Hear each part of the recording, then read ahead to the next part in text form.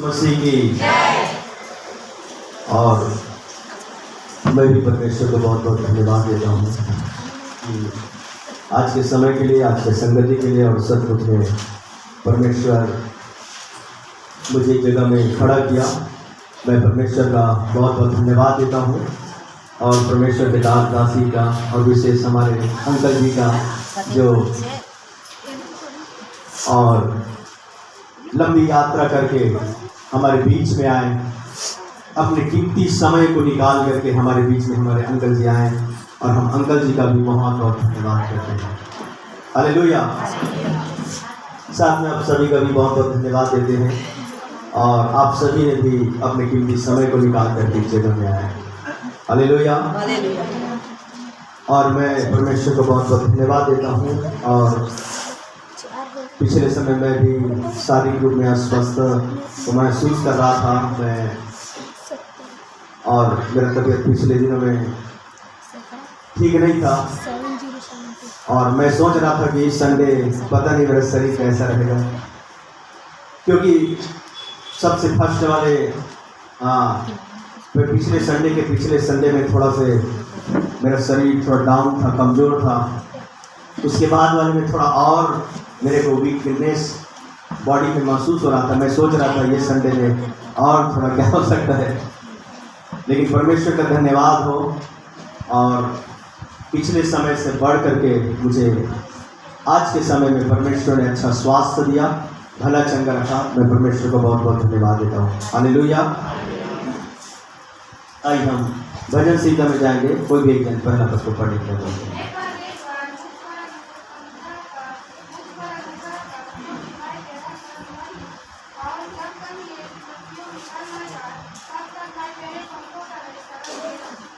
आइए हर एक अपने आप को बंद करें। Hallelujah hallelujah hallelujah hallelujah hallelujah. स्वर्ग में विराजमान अति पवित्र पवित्र सामर्थी परमेश्वर, आकाश और पृथ्वी के कर्ता परमेश्वर, हम आज की इस पवित्र बार में प्रभु हम एक बार फिर से प्रभु हम आपके प्रिय बेटी बेटा लोगों के साथ मिल करके हम आपके चरणों में आपके उपस्थिति में आते हैं। प्रभु हम आपके नाम को ऊंचा करते हैं, आपको महिमा करते हैं, आपको धन्यवाद देते हैं। परमेश्वर आज के दिन के लिए, आज के समय के लिए प्रभु हम आपको धन्यवाद देते हैं। आज के संगति के लिए धन्यवाद देते हैं, आज के आराधना के लिए प्रभु हम आपको धन्यवाद देते हैं। हालेलुया पिता, आपके प्रेम के लिए, आपके दया के लिए प्रभु हम आपको धन्यवाद देते हैं। प्रभु आपने हम हर एक को संभाला, अच्छा स्वास्थ्य दिया, भला चंगा रखा। प्रभु हम आपको धन्यवाद देते हैं पिता। हम मिट नहीं गए, आपकी महान करुणा का फल है पिता, आपकी दया अमर है। प्रभु हम आपको धन्यवाद करते हैं। मेरे पवित्र स्वर्गीय पिता, इस वक्त हम दुआ करते हैं प्रभु आपके भजन संहिता के लिए। प्रभु परमेश्वर पिता, आपके भजन संहिता को लेकर खड़ा तो जगह में मैं हुआ प्रभु, लेकिन बोलने वाला मैं नहीं पिता, परंतु आप हो जाइए। पवित्र आत्मा में प्रार्थना करता हूँ। पवित्र आत्मा मेरे मन मस्तिष्क को, मेरे दिमाग को, मेरी जुबान को, मेरे बुद्धि को, मेरे अंगों को पवित्र आत्मा आपके हाथों में समर्पण करता हूँ पिता। जैसा मैं बोलना चाहता वैसा नहीं प्रभु, परंतु आप जैसा बोलना चाहते हैं इस जगह में आप अपने लोगों से प्रभु आप बातचीत करिए। प्रभु मैं प्रार्थना करता हूँ परमेश्वर पिता, आज के वचन परमेश्वर हर एक के वो परमेश्वर पिता हृदय के पट्टी में लिखा जाए। प्रभु परमेश्वर पिता, आज के वचनों को हम हर एक से बोलना और बातचीत करना। परमेश्वर पिता, आज का वचन हमारे जीवन में 30 नहीं 60 नहीं पूरी तरह 100 गुना फलों को लेकर आने का पिता। हम दुआ करते हैं, वचन को चुराने वाला, माइंड को डिस्टर्ब करने वाला हर एक शैतानी योजना को हम यीशु के नाम में खंडित करते पिता। ये जगह को हम सबको आपके लहू की बाड़ा में बांध देते हैं, आपके स्वर्ग दूत की पहरा को इस जगह में लगा देते हैं। प्रभु जी हालेलुया पिता, अपने वचनों को हम हर एक से बोलना और बातचीत करना। प्रभु जी मैं अपने जीवन को, अपने आप को पूरी तरह से प्रभु इस जगह में बैठे हर एक लोगों को आपके हाथों में देता हूँ। परमेश्वर पिता, बोलने वाले आप हो जाइए। परमेश्वर पिता हालेलुया पिता, हर एक से परमेश्वर के वचन को बोलना बातचीत करना सपा करना आपको मरना मुझे धन्यवाद के साथ दुआ करते हैं यीशु के नाम में हम मांगते हैं। हालेलुया। और ये जो भजन संहिता है और दाऊद यहाँ पर छुटकारे के लिए क्या करता है, प्रार्थना करता है। और ये भजन संहिता दाऊद उस समय में लिखता है जब साउल दाऊद का क्या कर रहा था, पीछा कर रहा था, वो जंगलों में फिर रहा था। एक जगह में बाइबल बताता है कि एक जगह में दाऊद साउल के डर के मारे एक गुफा में भी क्या हो गया था, छिप गया था। और उस समय की भजन संहिता है, यहाँ पर दाऊद परमेश्वर से छुटकारे के लिए प्रार्थना करता है और परमेश्वर को वचन लिखा है हे परमेश्वर मुझ पर अनुग्रह कर, मुझ पर अनुग्रह कर, क्योंकि मैं तेरा शरणगत हूँ। दाऊद बोलता है, हे परमेश्वर मुझ पर अनुग्रह कर, क्योंकि मैं क्या हूँ, बोलता है क्योंकि मैं तेरा शरणगत हूँ।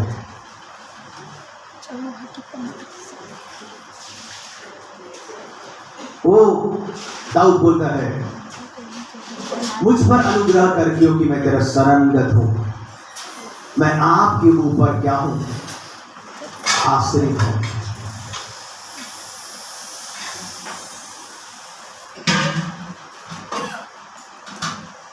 क्यों बोलता है वो, मुझ पर अनुग्रह कर क्यों बोलता है, क्योंकि मैं आपके ऊपर ही क्या हूं, आश्रित हूं। आप ही मुझे क्या कर सकते हैं, छुड़ा सकते हैं, आप ही मुझे बचा सकते हैं। इसलिए यहां पर दाऊद बोलता है, हे परमेश्वर मुझ पर अनुग्रह कर, मुझ पर अनुग्रह कर, क्योंकि मैं तेरा शरणगत हूँ। और जब तक ये विपत्तियां निकल न जाए तब तक मैं तेरे पंखों तले शरण लिए रहूंगा। कब तक, जब तक मेरे जीवन की दुख, मेरे जीवन की तकलीफ, मेरे जीवन की परेशानी दूर न हो जाए, तब तक वो दाऊद परमेश्वर के, और इस वजह से तब लिखता है कि मैं आपके ऊपर ही क्या रहूंगा, लिखता है मैं आपकी पंखों में शरण लिए रहूंगा, मैं आपके ऊपर ही आश्रित रहूंगा, मैं आपके ऊपर ही क्या रखूंगा, भरोसा रखूंगा। वो परमेश्वर से बोलता है, मुझ पर अनुग्रह कर। मेरे प्रियो, दाऊद के बारे में आप जानते हैं, जब दाऊद भेड़ और बकरियों को चरा रहा था, उसके जीवन में कोई तकलीफ नहीं था, कोई समस्या नहीं था।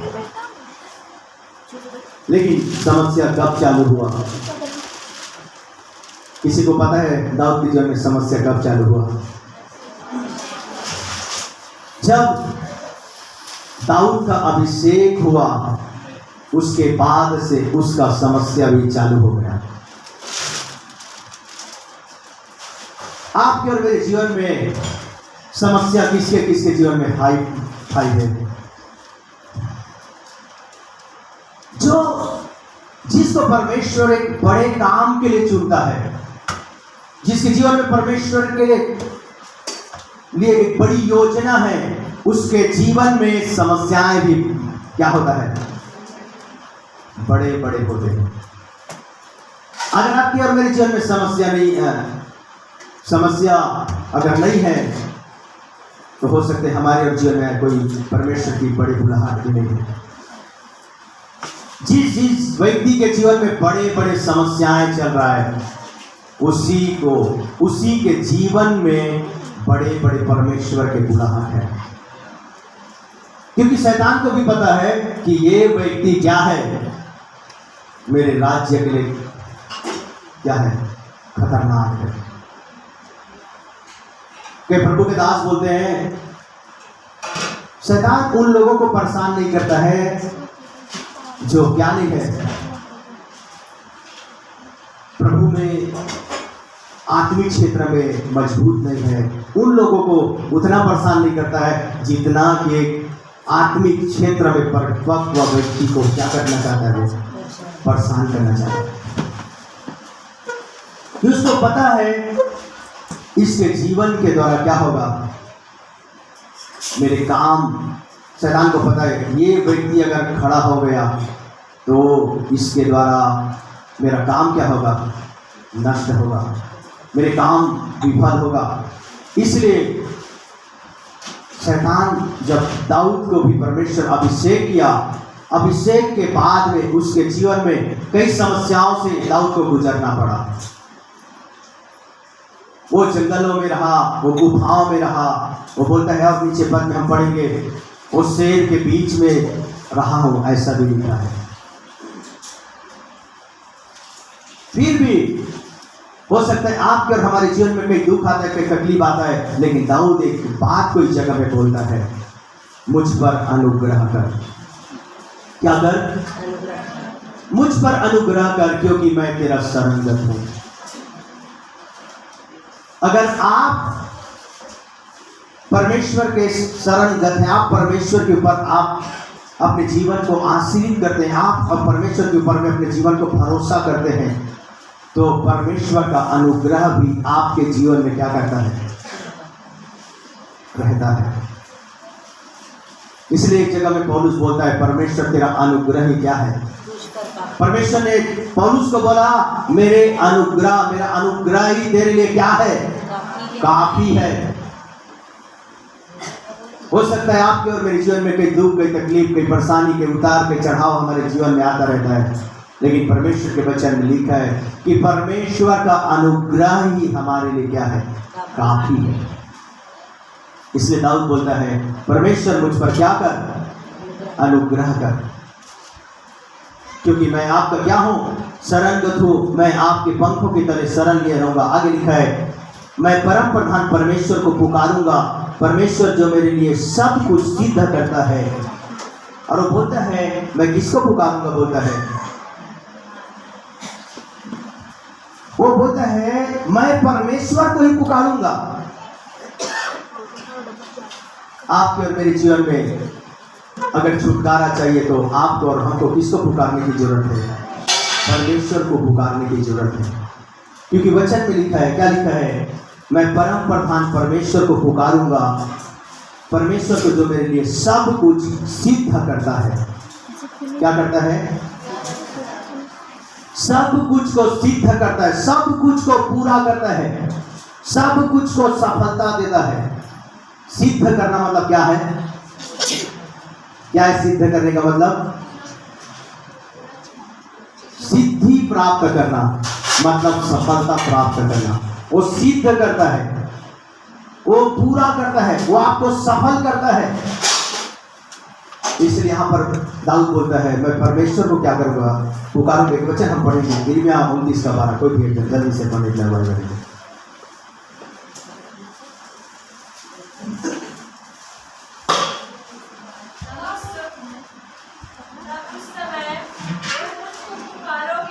तब उस समय तुम मुझको पुकारोगे और आकर मुझसे प्रार्थना करोगे और मैं तुम्हारी सुनूंगा। हालेलुया। ये किसके लिए लिखा गया था, इस्राएलियों के लिए लिखा गया था। जब वो लोग बंधुआई में थे, जब वो बंधन में पड़े थे, वो गुलामी में पड़े थे, उस समय परमेश्वर इस वचन को बोलता है कि जब हम कोई दुख में रहते, कोई तकलीफ में रहते, परेशानी में रहते, तब परमेश्वर बोलता है, उस समय तुम मुझसे क्या करोगे। जब आप दुख में रहते, तकलीफ में रहते हैं, आप परमेश्वर से प्रार्थना करते हैं और परमेश्वर आपकी प्रार्थना को क्या करने का वायदा करता है, सुनने का वायदा करता है। पहली बात है, आपके और मेरे जीवन में अगर आपको और मुझको, मेरे जीवन में, मेरे परिवार में, मेरे कोई भी क्षेत्र में, कोई स्वास्थ्य के क्षेत्र में, कोई भी क्षेत्र में आपको छुटकारा चाहिए, तो सबसे पहली बात है आपको परमेश्वर से प्रार्थना करना है। हालेलुया। जब आप कोई मुसीबत में, जब कोई आप तकलीफ में, कोई परेशानी में, परमेश्वर का वचन हमको सिखाता है कि हमको परमेश्वर से प्रार्थना करना है। कई बार हमको शैतान बहुत व्यस्त करना चाहता है। क्या करना चाहता है, व्यस्त कर देता है, हम प्रार्थना नहीं कर पाते हैं। एक प्रभु के दासी कैथरीन कुलमन ऐसा बोलती है, ध्यान से सुनेंगे मेरी बात को। प्रभु की दासी ऐसी बोलती है, जब एक मसीह व्यक्ति को शैतान अच्छे अच्छे कामों में नहीं फंसा पाता है, क्या नहीं कर पाता है, जब किसी आत्मिक व्यक्ति को शैतान अच्छे अच्छे कामों में नहीं फंसा पाता है, बुरे बुरे कामों में नहीं फंसा पाता है, व्यभिचार में नहीं फंसा पाता है, चोरी में नहीं फंसा पाता है, तब वो अच्छे अच्छे कामों में उसको फंसा देता है। किसमें, अच्छे अच्छे कामों में। जब एक आत्मिक व्यक्ति को शैतान व्यभिचार में, चोरी में, गलत कामों में, नशा पानी में नहीं पकड़ पाता है, तो शैतान एक आत्मिक व्यक्ति को अच्छे अच्छे कामों में उसको फंसा देता है। वो सिर्फ क्या करेगा, मैं सेवा कर रहा हूँ, मैं इधर सब्जी ला रहा हूँ, मैं इधर खाना बना रहा हूँ, इधर टेंट लगा रहा हूँ, इधर सब चीज। वो हमारे समय को क्या करता है, चुरा लेता है। ऐसा प्रभु के दास से बोलता है, कैथरीपुर मैंने से बोलता है, जब एक आत्मिक व्यक्ति को शैतान बुरे कामों में नहीं फंसा पाता है, तब उसको अच्छे अच्छे कामों में फंसा देता है। और उसने उदाहरण भी दिया। किसका उदाहरण दिया पता है? मरियम और मार्था का। उसने उदाहरण दिया। मरियम क्या करता था? परमेश्वर के वचन को सुनने के लिए प्रभु यीशु मसीह के पास में बैठता था। लेकिन मार्था क्या करता था? प्रभु यीशु मसीह के लिए अच्छा क्या बनाने के लिए, अच्छा खाना बनाने के लिए, अच्छा बिरयानी बनाने के लिए, अच्छा चिकन बनाने के लिए वो फंस गया। उसका जीवन, उसका जीवन क्या हो गया? फंस गया। उसके जीवन में क्या नहीं है? प्रभु यीशु मसीह का वचन नहीं है। क्योंकि अच्छा टाइम में ही उसको व्यस्त कर दिया। हमारे हो सकता है आपके और हमारे जीवन में भी कई बार शैतान हमारे समय को चुरा लेता है, हमारे प्रार्थनाओं के समय को चुरा लेता है। मैं कई बार मेरे मोबाइल लगता क्यों नहीं है, मैं बता दे रहा हूँ। मुझे पता है कि मेरा मोबाइल जब ऑन रखूंगा तो मैं प्रार्थना क्या नहीं कर पाऊंगा, नहीं कर पाऊंगा। आज भी मेरे साथ वैसा ही हुआ। मैं जब मोबाइल ऑन था, सुबह से फोन आया, मेरा प्रार्थना पूरा क्या हो गया, चौपट हो गया। सुबह से फोन, इसलिए मैं सुबह 5 बजे से मेरा मोबाइल फ्लाइट मोड में रहता है। जब मैं 9 बजे उठता हूँ, वह प्रार्थना कर लेता हूँ, वचन पढ़ लेता हूँ, सब कुछ कर लेता हूँ, तब मोबाइल को क्या करता हूँ, ऑन करता हूँ। मैं सुबह से, आज मेरा मोबाइल ऑन था। मैं सुबह थोड़ा से थका हुआ था, मेरा स्वास्थ्य के कारण से मैं थोड़ा लेट उठा और मेरे सुबह से मेरा मोबाइल बजना चालू हो गया था। और मेरा आज मेरे प्रार्थना को क्या कर दिया, चुरा लिया।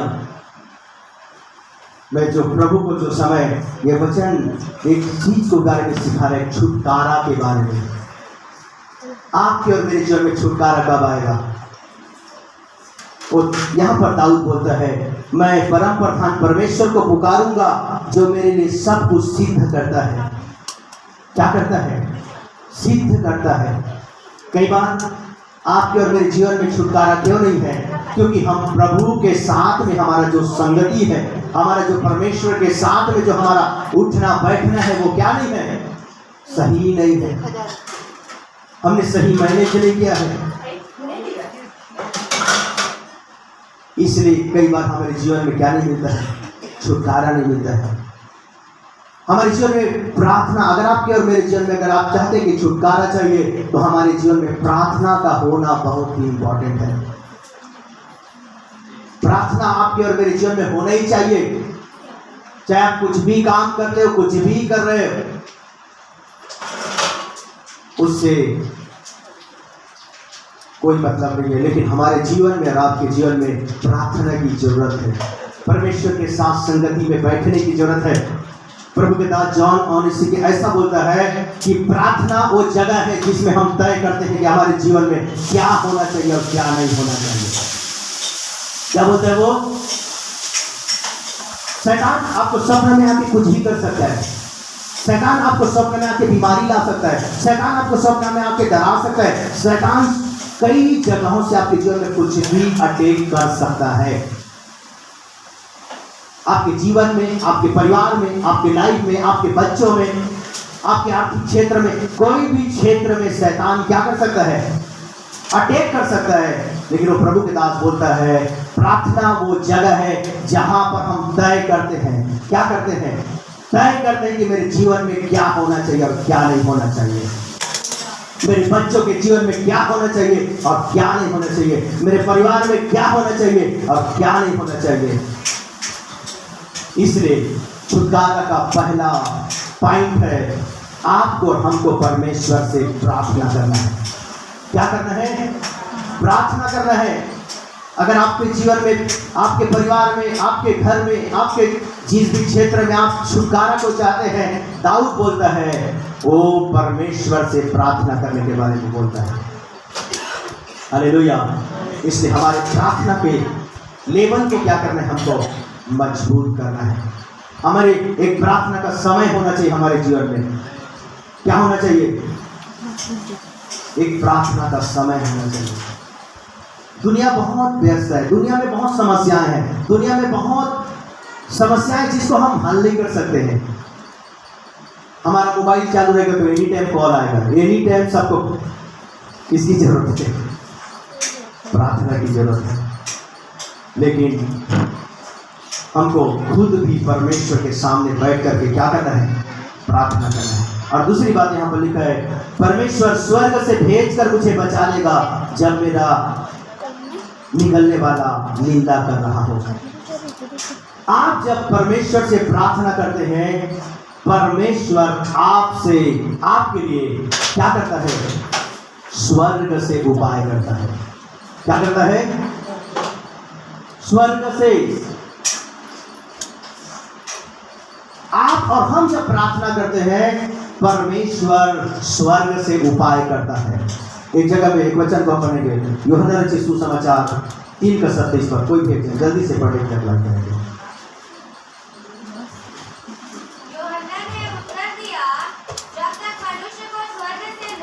यूहन्ना ने उत्तर दिया, जब तक मनुष्य को स्वर्ग से न दिया जाए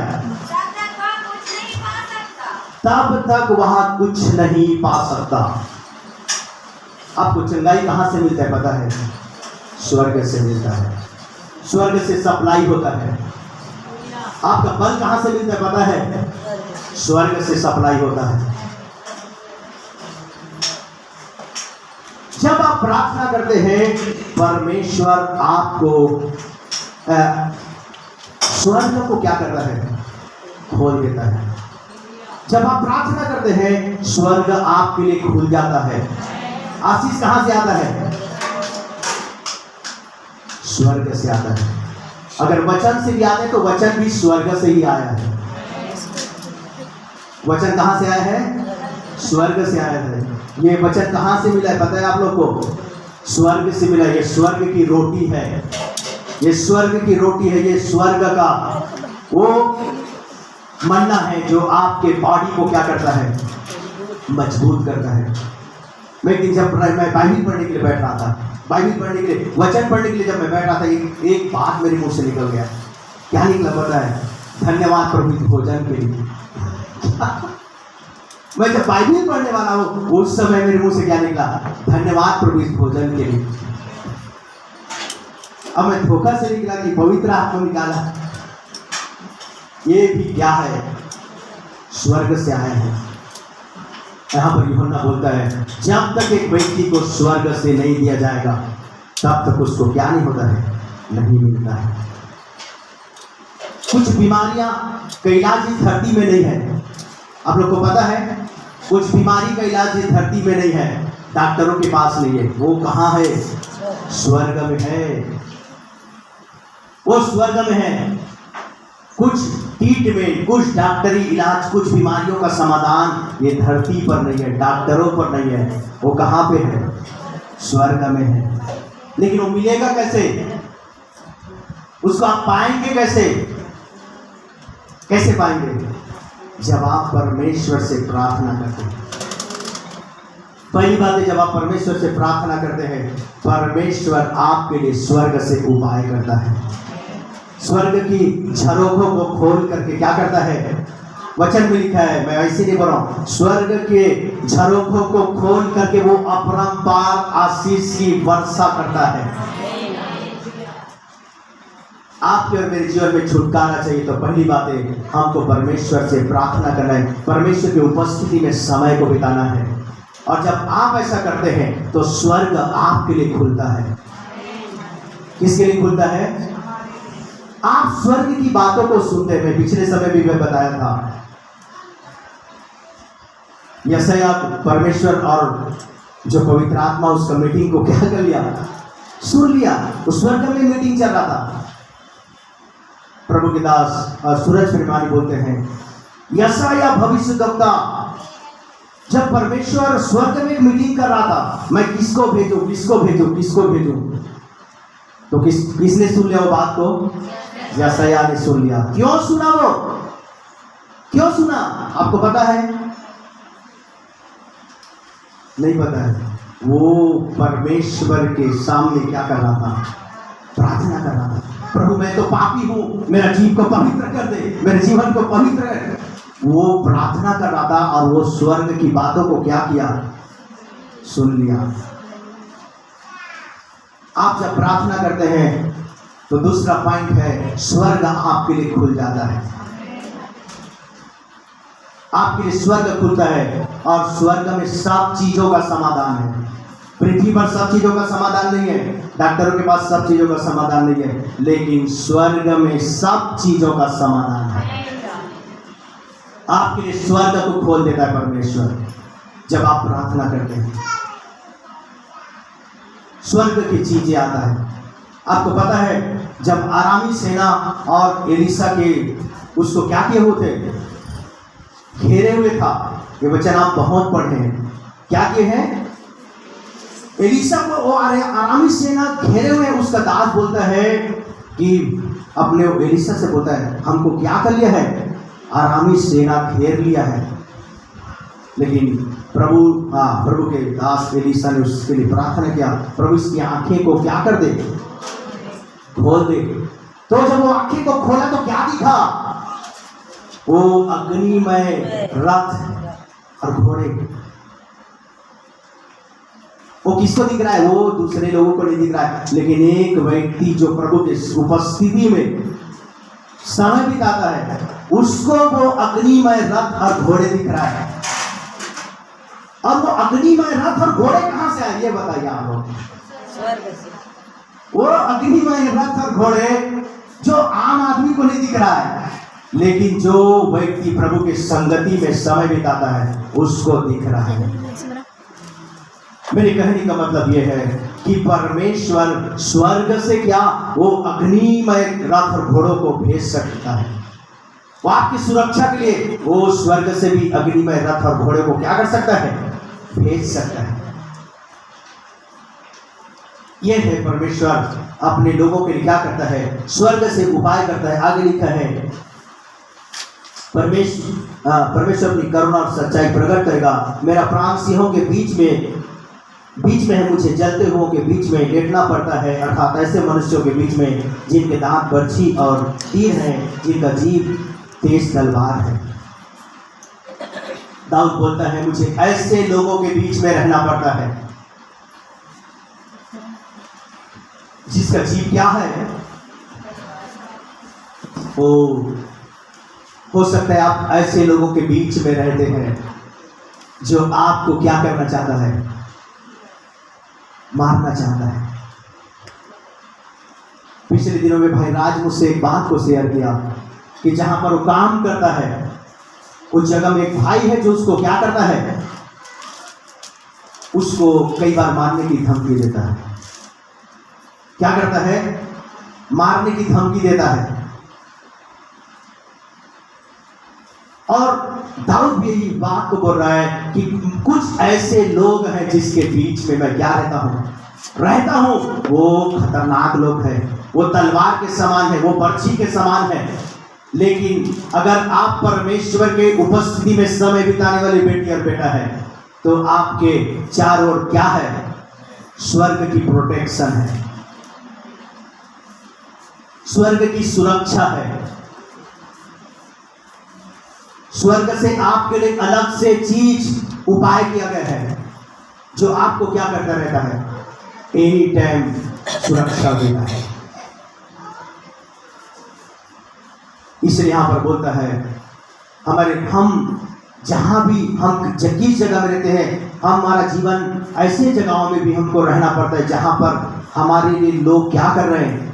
दांत पीस रहे हैं, घात करने की कोशिश कर रहे हैं, मारने की कोशिश कर रहे हैं, लेकिन आप बच सकते हैं। कैसे बच सकते हैं? अगर आप परमेश्वर के सामने प्रार्थना करने वाले बेटी और बेटा है, वो परमेश्वर आपके लिए स्वर्ग से क्या करेगा? उपाय करेगा। वो स्वर्ग से, अगर आपके पास कोई बीमारी का इलाज नहीं है, वो परमेश्वर स्वर्ग से उसका उपाय करके भेजेगा।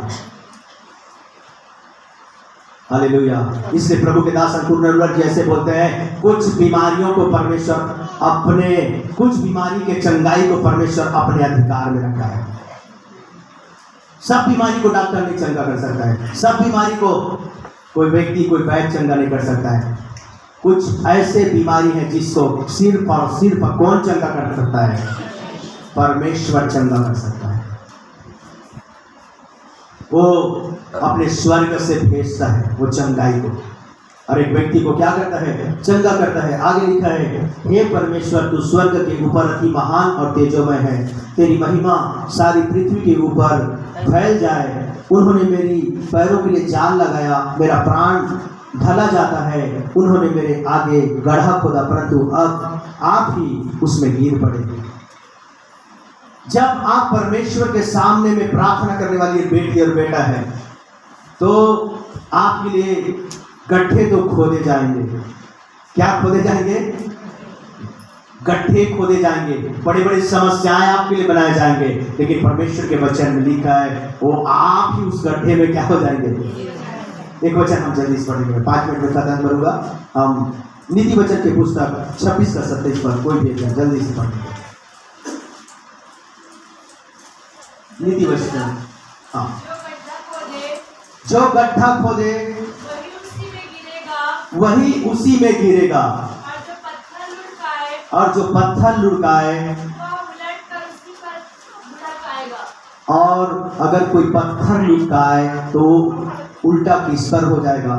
उसी के ऊपर आकर उसको क्या करेगा? दबा देगा।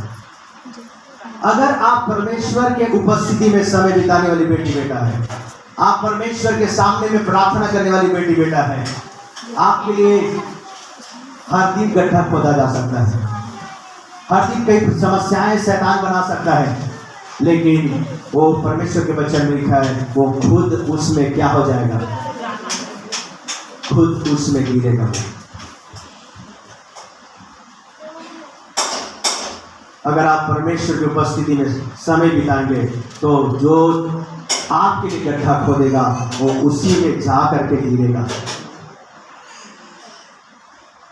प्रभु के वचन में से लिखा, जो कल्पनाएं वो हमारे लिए करता है उसे वो क्या करता है? जानता है कि वो हमारी हानि के लिए परंतु लाभ की है। अगर परमेश्वर के वचन में आप चलने वाली बेटी बेटा है, आपके जीवन में जो भी बातें घट रही, जो भी बातें हो रही, हर एक चीजों को परमेश्वर क्या करेगा? भलाई में बदल देगा, भलाई में बदलेगा। शैतान आपको मारने के लिए बीमारी को लाता है, शैतान आपको घात करने के लिए कोई दुष्ट आत्मा को लाता है, लेकिन परमेश्वर अद्भुत है। उसी बीमारी को यूज करके क्या कर रहा है परमेश्वर? आपको स्वर्ग के लिए तैयार कर रहा है। वो दुष्ट आत्मा को यूज करके क्या कर रहा है? वो आपको स्वर्ग के लिए तैयार कर रहा है। परमेश्वर के वचन के कहने का मतलब है, अगर आप प्रार्थना करने वाली बेटी और बेटा है तो आपके लिए कई गड्ढे बनाए जा सकते हैं, कई हानि के लिए कई प्रकार की योजना शैतान बना सकता है, लेकिन वो खुद उसमें फंस जाएगा। हो सकता है कोई लोग भी हो सकता है, कोई व्यक्ति भी हो सकता है, कई लोग हो सकते हैं जिसके बीच में आप रहते हैं, ऐसे व्यक्ति भी हो सकता है, आपके लिए कई योजना बना सकते हैं, लेकिन परमेश्वर का वचन बताता है कि वो क्या हो जाएगा? उसी में वो गिर जाएगा, फंस जाएगा। आगे लिखा है, हे परमेश्वर, मेरा मन स्थिर है, मेरा मन स्थिर है, मैं गाऊंगा वरन भजन कीर्तन करूंगा। हे मेरी आत्मा जाग जा, हे सारंगी और वीणा जाग जाओ, मैं भी पाँव फटते ही जाग उठूंगा। और ये जो चौथी बात है, यहाँ पर दाऊद बोलता है, वो परमेश्वर को क्या बोलता है? परमेश्वर को बोलता है कि मेरा मन क्या है? स्थिर है, और वो बोलता है मैं गाऊंगा और भजन कीर्तन करूंगा। आप इसके द्वारा भी आप एक छुटकारा को प्राप्त कर सकते हैं। किसके द्वारा? भजन कीर्तन के द्वारा, परमेश्वर की स्तुति आराधना के द्वारा भी आप छुटकारा को प्राप्त कर सकते हैं। दाऊद बोलता है मेरा मन क्या है? स्थिर है। आत्मा में आपको जागना है, एक आत्मिक व्यक्ति जब एक गीत को गाता है, एक आराधना करता है, एक आत्मिक व्यक्ति, तो क्या होता है? हमारे जीवन में छुटकारा आता है। एक घटना को आप सब जानते हैं, पौलुस और सिलास क्या कर रहे थे? वहां पर लिखे, परमेश्वर के वचन में लिखे, वो भजन गा रहे थे। क्या कर रहे थे? भजन गा रहे थे। और जेल का क्या हो गया? वो बंदी की करनी हिल गया, उसके दरवाजे खुल गए। एक पिछले समय एक वचन को मैं सुन रहा था, एक प्रभु के दास है, आकाश करके एक प्रभु के दास है, उसके वचन को मैं सुन रहा था। जब यहोशू और उसका टीम जब आराधना कर रहे थे, तो यरीहो का दीवार क्या हो गया? क्या हो गया? गिर गया। उस जगह में यरीहो का दीवार ऐसा नहीं था कि वो गुप्त रूप से था, वो फिजिकल था, वो फिजिकल। आप ये सोचिए, वो आपकी नजर में दिखता है वो दीवार।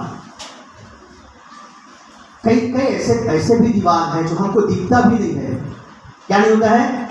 दिखता नहीं है, लेकिन एक रुकावट है, एक दीवार है जो हमारे आत्मिक क्षेत्र में रुकावट। ऐसा भी दीवार है, लेकिन ऐसा भी दीवार है जो दिखता है।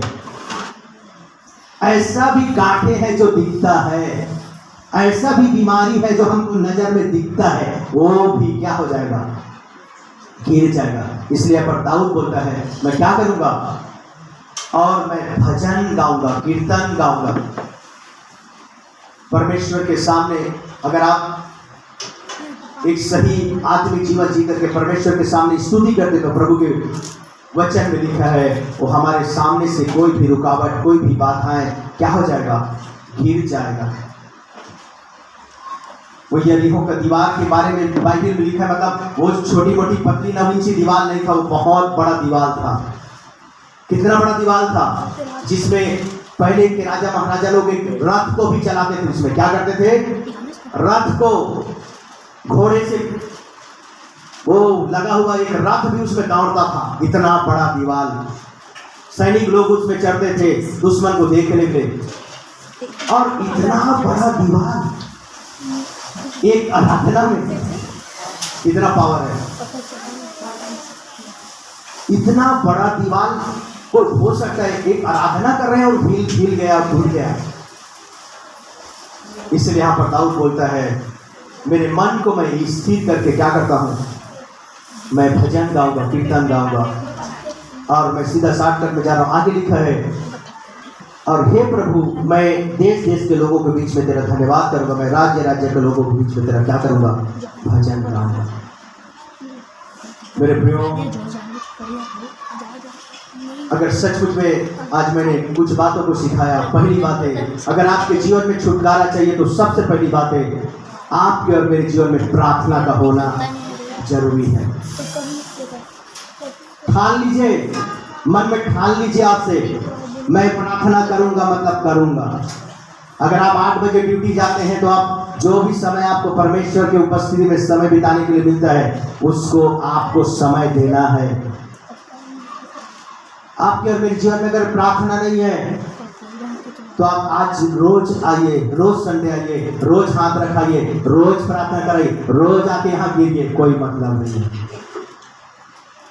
अगर आपके जीवन में छुटकारा चाहिए, तो सबसे पहली बात मैंने बताया, हमारा और आपका जीवन प्रार्थना का जीवन होना चाहिए। पहली बात है, अगर आप प्रार्थना करने वाली बेटी और बेटा है, तो परमेश्वर क्या करेगा? आपके लिए स्वर्ग को खोलेगा। स्वर्ग के झरोखों को खोल करके आपको क्या करेगा? आशीष देगा, आपको छुटकारा देगा। और तीसरी बात मैंने बताया, आप अगर प्रार्थना करने वाली बेटी और बेटा है, तो आपके जो शत्रु हैं वो क्या होंगे? अपने गड्ढे में ही गिर जाएंगे। हालेलुया। अगर आप परमेश्वर के उपस्थिति में प्रार्थना करने वाली बेटी और बेटा है, तो परमेश्वर आपको बड़े बड़े राज्य में लेकर जाएगा। यहाँ पर दाऊद बोलता है, मैं देश देश में, राज्य राज्य में क्या करूंगा?